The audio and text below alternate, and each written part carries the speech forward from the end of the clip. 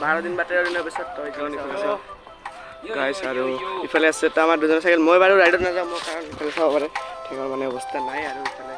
চাইকেলটো চাওক বহুত দিনৰ পৰা বেয়া হৈ আছিলে মানে ঠিক কৰিলোঁ কালি আহিলোঁ ঘৰৰ পৰা ইফালে চাব পাৰে আমি দুজন আছে পিছত আৰু মোৰ মানে ঠেংটো অলপ দুখ পাইছোঁ তাৰ কাৰণে হয়তো চাফা কৰি নহ'লে বা এই কাজল গাৰ লগত থৈ আহিম তো ইফালে চাওক ৰাস্তাবিলাক আৰু বাকী একদম মানে বহুত গৰম আজি আৰু মানে একদম মোৰ ঠেংটোৰ মানে ইফালে চাব পাৰে গাইছ পতা খাইছিলোঁ বহুতবিলাক মানে তাৰ কাৰণে চাইকেল চলাব অলপ কষ্ট হয় হয়তো চাফা কৰি নহ'লে কাজল গাৰ লগত থৈ আহিম চেষ্টা কৰিম ভাবিছিলোঁ কি কোকৰাঝাৰত যাম কিন্তু ঠেংটো মানে অলপ কাটা খালোঁ তাৰ কাৰণে চাফা কৰিতে যাব লাগিব নহ'লে বা কাজল গাঁও গাইছ তো চাই থাকক ক'ত যাওঁ এতিয়া ৰাস্তা পাব লাষ্টত লগত চাই থাকক গাইছ এই চাফা কৰি পালোঁ ইফালে অলপ আগত গ'লে চাফা কৰি পাম আৰু আমি অলপ পাছত আছে মই অলপ আগত আহিলোঁ মানে যি এনেকুৱা গৰম গাইছ কি ক'ম আৰু মানে একদম আল্টিমেট আৰু তো আমি বহুত পাছত আছে এতিয়াও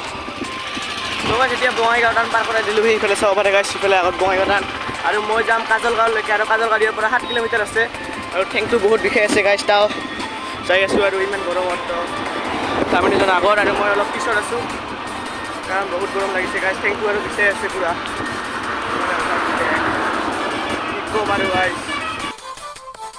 মানে মোৰ লগৰকেইটাই দুজন যোৰহাটৰ পৰা আহিছে যোৰহাটৰ পৰা যাব আমি তামিলনাডুৰ মানে আৰু গোটেই 1.5 মাহমান লাগিব আমাক আৰু ময়ো গ'লোঁ হয় কিন্তু মোৰ ঠেংটো মানে একদম বিষাই আছে গাইছ কি ক'ম তাৰমানে নাযাওঁ আৰু আমি যাব যোৰহাটৰ পৰা 5 দিন আগত ঘৰৰ পৰা ওলাইছে 5 দিনত বঙাইগাঁও আহি পাইছেহি আৰু আমি এতিয়া যাব তামিলনাডু গাইছ তো আমাৰ চেনেল এজনৰ চেনেলৰ নাম হ'ল এজনৰ নাম হ'ল CB মিক্সাৰ বুলি সাজ মাৰিব আহি যাব গাইছ মই ডিছক্ৰিপশ্যনত দি দিম আৰু এজনৰ হ'ল পংকজ দেগাঁও পংকজ দেগাঁও বুলি আছে গাইছ মই ডিছক্ৰিপশ্যনত দি দিম লিংকটো গাইছ চাব পুৰা মানে একদম বহুত কষ্ট কৰি আছে চাব গাইছ আৰু ইফালে তাৰ আগত এই ঢালিগাঁও পালোঁ ইফালে চাব পাৰে ঢালিগাঁও এইটো আৰু এই পুৰা মানে বৰষুণ দি আছে গাইছ পুৰা বৰষুণ দি আছে মই আৰু অলপ আগত যাম কাজল গাঁও ব্ৰিজৰ লগত তাৰপিছত নাযাওঁ আৰু মই ঘূৰি আহিম ঘৰত আমি যাব তামিলনাডু গাইছ ফুল চাপত এতিয়া পালোঁ কাজল গাঁও আমি এতিয়া আমি দুজন যাব আৰু মই যাম এতিয়া ঘৰত আৰু মানে গাছে বৰ ঠেংটো মানে কটা হৈছোঁ তাৰ কাৰণে গাছ এতিয়া আমি দুজন যাওঁ আশা কৰোঁ ভালে যাই পাবা তো থেংক ইউ দেই ইমান মৰম আশীৰ্বাদ